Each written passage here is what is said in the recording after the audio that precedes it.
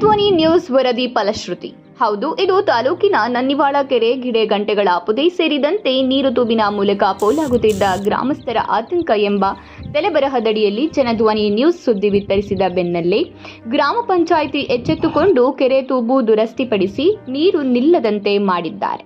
ಗಿಡಗಂಟೆಗಳ ಪೊದೆಗಳನ್ನು ಮುಚ್ಚಿ ಹೋಗಿದ್ದ ಕೆರೆಯನ್ನ ಏರಿಯ ಮೇಲಿನ ಗಿಡಗಂಟೆಗಳನ್ನು ತೆರವುಗೊಳಿಸಿ ಕೆರೆ ಕಾಣುವಂತೆ ಮಾಡಿರುವುದರಿಂದ ಗ್ರಾಮಸ್ಥರು ಗ್ರಾಮ ಪಂಚಾಯಿತಿ ಅಧಿಕಾರಿಗಳಿಗೆ ಹಾಗೂ